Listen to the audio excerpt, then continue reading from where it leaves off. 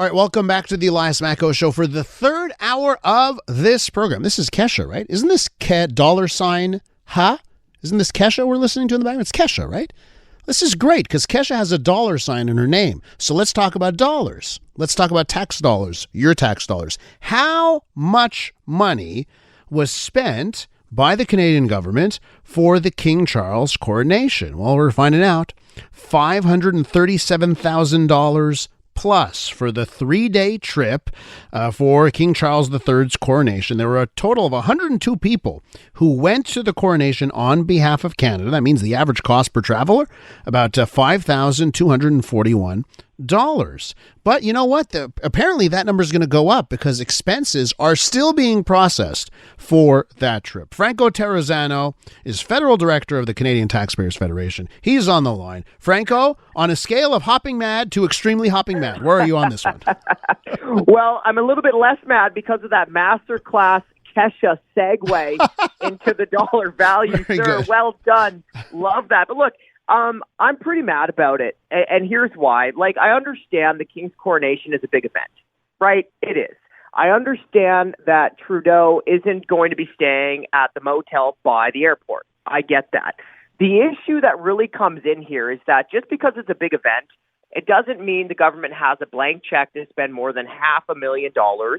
And the real issue, though, is the size of the delegation. 102 people being paid by the taxpayer to go to this, right? It almost seems like in Ottawa, whenever they say, hey, who wants to go on a work trip paid for by the taxpayer, if you put your hands up, you're getting a spot on that flight. Mm-hmm. And the other big issue here, too, Elias, is that, this isn't happening in a vacuum. This isn't the first time that we've seen a crazy, expensive, extravagant trip being billed to the taxpayer. In fact, unfortunately, it's becoming the rule, not the exception in government. So I just, on the notion here, Franco, because, part of me is on board, but part of me says, you know what? Of all things, that actually what Canada should do in this situation is actually be proud and loud about, our connections to the monarchy and the Commonwealth and say, you know what, this is Canada.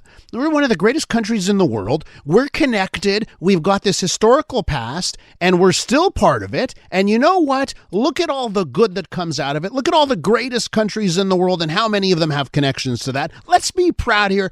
Of all things to spend on, I think this is one where I want to give the federal government a pass. Well, I don't disagree with being proud. Mm-hmm. I don't disagree with that. And I even don't disagree with Trudeau or the Governor General going. And I understand that they're going to bring a couple of their employees, a couple of dignitaries along with them. There's no disagreement there.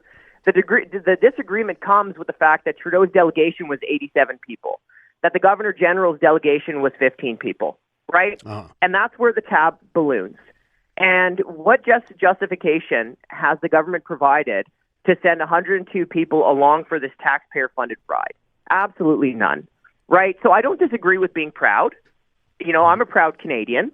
I see what you're saying. But the issue here as well is that this isn't a one-time thing, right?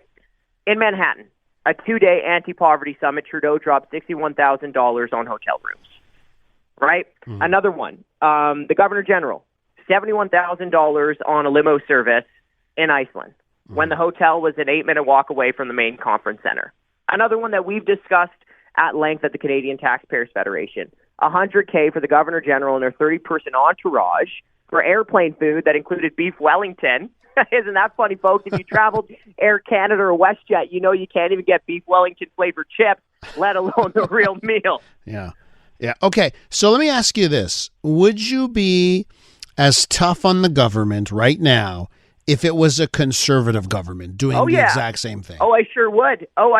Absolutely. And let me just bring you back to my roots, right? Before making my way to Ottawa, I was the Alberta director during the Kenney government, okay? And who was the leading critic when Mr. Kenney and a bunch of other conservative premiers dropped thousands of dollars on a chartered flight from Calgary to Saskatchewan? The guy on the line, right? Absolutely, I would. Another one, when the Kenney government brought in the sneaky backdoor income tax hike known as bracket creep, who held a press conference at the legislature with a ballooned Calgary Herald piece that Kenney wrote decades before criticizing bracket creep.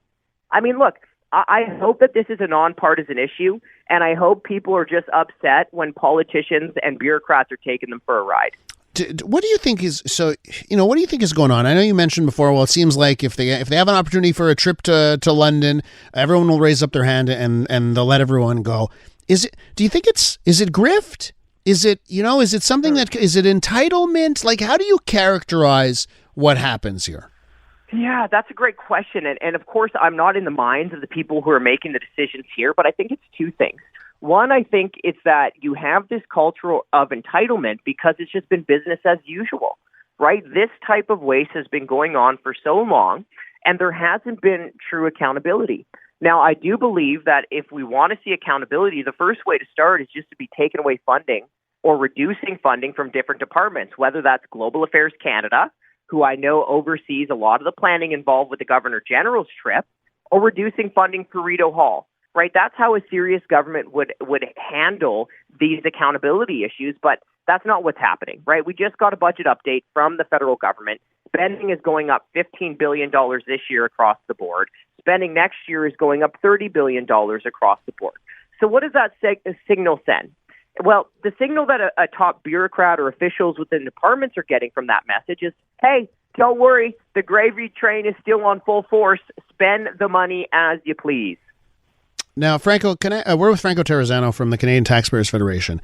Do you know what other countries spent to go to this event? Because that's one thing in my mind. Because I would imagine, I'm trying to come up with reasons here. Yep. So if Canada's going to send 102, and then let's say Australia sends 400, we're going to look dinky, right? So, you know what I mean? So, I'm wondering if in Canada's mind, they're like, well, geez, we know the Australians are going to send 200 people. We got to send our 200 people. Do you know if any of that is keeping up with the Joneses when it comes to the monarchy or the Commonwealth?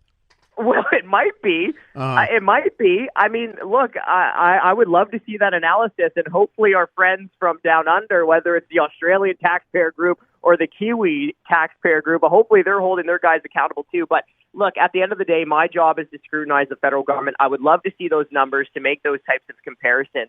But, I remember one of the things my mom tried to teach me from an early age, and I didn't always listen, but here was her lesson, is just because your friends are doing something silly doesn't mean you should do something silly, right? And at the end of the day, the Prime Minister, and to an extent, the Governor General is beholden and should be held accountable to Canadian taxpayers.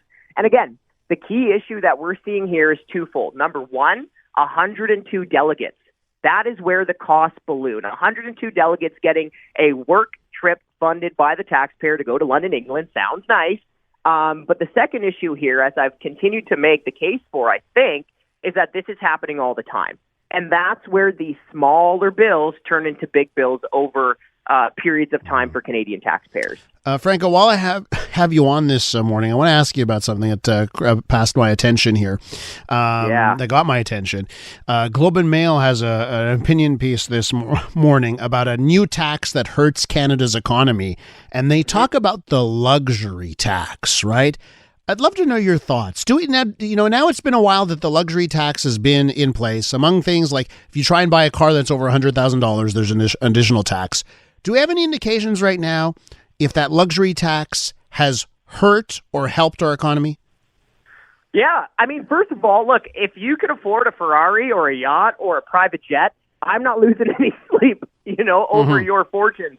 But the people that I am worried about, I think the people that all Canadians should be worried about are the blue-collar workers in those industries, right? Whether you're a mechanic who fixes those airplanes, or you're just someone in the supply chain building parts for our aerospace industry, which in Canada is a significant industry. I think that's who you should be worried about. I've seen analysis suggesting that somewhere close to 3,800 jobs in the aerospace industry in Canada could be at risk.